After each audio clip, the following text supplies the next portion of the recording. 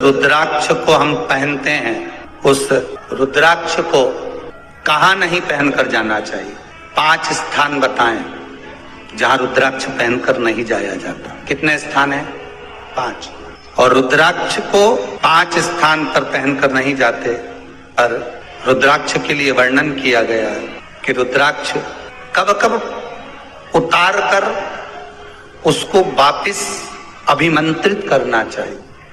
5 जगह पहनकर नहीं जाना चाहिए और रुद्राक्ष को अभिमंत्रित करना मतलब सीधा अमावस्या के दिन, पूर्णिमा के दिन, शिवरात्रि के दिन, श्रावण महीने के सोमवार को, प्रदोष के दिन, ये दिन आपके शरीर में जहां पर भी रुद्राक्ष है, आपके गले में अगर आप रुद्राक्ष पहने हो, आपके हस्त कमल में आप रुद्राक्ष पहने हो, आपने अपने पास में कहीं रुद्राक्ष रख रखा है, तो उस रुद्राक्ष को अमावस्या, पूर्णिमा, शिवरात्रि या श्रावण का सोमवार या प्रदोष आदि, इस दिन उस रुद्राक्ष को एक बार दूध में धोने के बाद उसमें थोड़ा सा सरसों का तेल अवश्य लगाना चाहिए।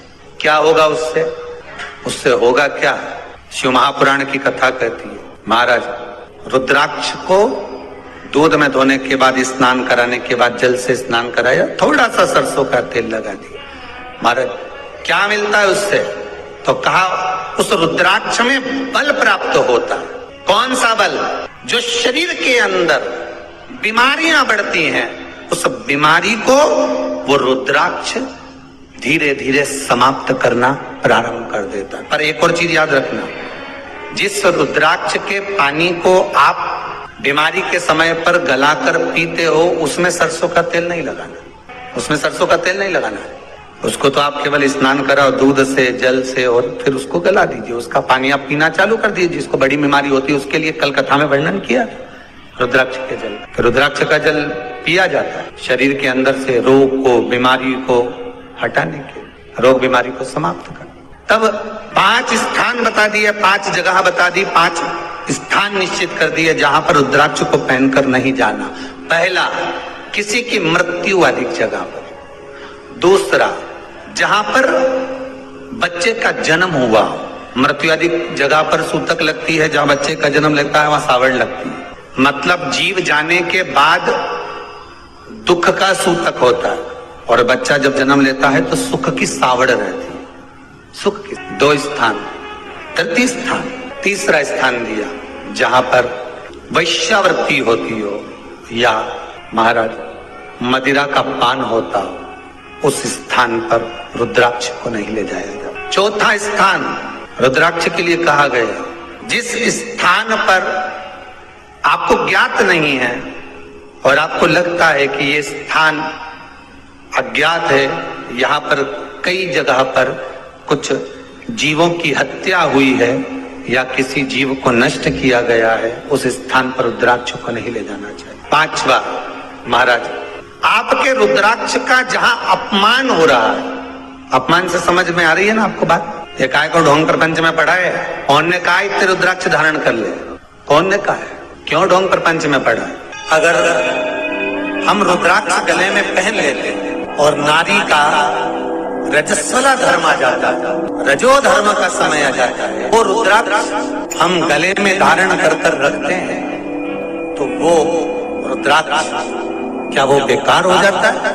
पहले एक बात बहुत अच्छे से समझ में, आप सन्यासी हो, जम के बोलो जरा, आप तपस्वी हो, आप साधक हो, आप उपासक हो, या आप बैरागी हो, आप एक गृहस्थी हो, घर में रहने वाली माँ, गोदी में रखा हुआ बालक अगर गंदगी भी कर दे, पूरे कपड़े को भी बिगाड़ दे, तो माँ बच्चे का कपड़ा बदल देती है, और बदल कर माँ को ये जरूरी नहीं है कि उसको साड़ी बदलना, उसको कपड़े बदलना या उसको फिर नहाना।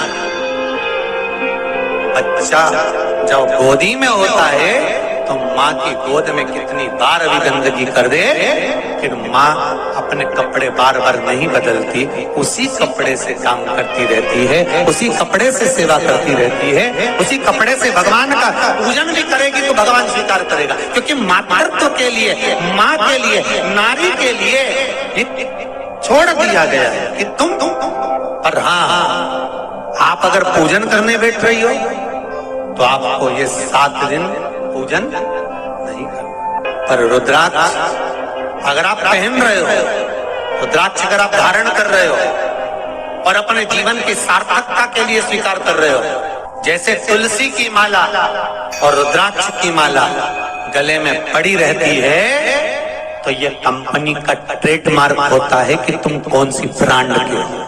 ये कंपनी का ट्रेडमार्क है। तुलसी की माला पहनकर प्राण छूट गए तो वैकुंठ चले गए, और रुद्राक्ष की माला पहनकर प्राण छूट गए तो कैलाश धाम चले गए। ये कंपनी का ट्रेडमार्क। छोटे रुद्राक्ष की माला, छोटा जो रुद्राक्ष होता है उसकी माला, कैंसर का जो मरीज होता है, अगर वो फर्स्ट स्टेज का कैंसर भी है, छोटे रुद्राक्ष अगर अच्छे हैं, 3 मुखी से लेकर 5 मुखी, 7 मुखी, 9 मुखी, 11 मुखी छोटा रुद्राक्ष मिल जाए, उसकी माला अगर पानी में डाल दी जाए और उस पानी को वो मन का ही डाल दो, उसी का पानी थोड़ा थोड़ा कैंसर के मरीज को सुबह दोपहर शाम श्री शिवाय नमस्तुभ्यम का जाप कर कर, पंचाक्षर ओम नमः शिवाय का जाप कर कर, शंकर शिव का नाम लेकर, महाकाल बाबा का नाम लेकर, विश्वेश्वर विश्वनाथ का नाम लेकर, केदारेश्वर का नाम लेकर, 12 ज्योतिर्लिंग का स्मरण कर कर अगर वो आचमन करना प्रारंभ कर दे तो कैंसर रोग में भी आराम मिलना प्रारंभ हो। केवल आचमन ही नहीं करना है,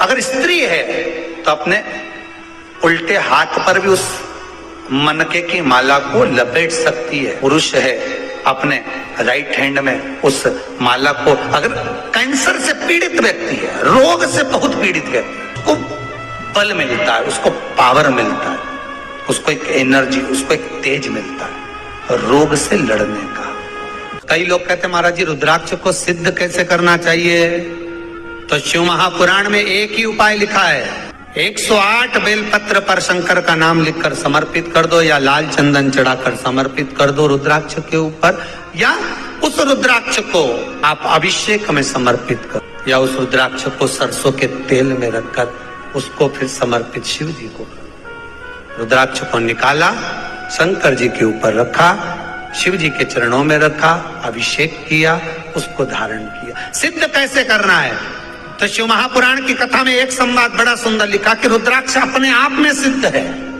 मुंबई में एक मेडिकल रिसर्च सेंटर में इस रुद्राक्ष के पानी का रिसर्च किया जा रहा है। आप लोग निकालना कभी, आप लोग तो उसमें निकलेगा आपको, उसका सेंटर का नाम दिया जाएगा कि किस रिसर्च सेंटर में निकाला जा रहा है।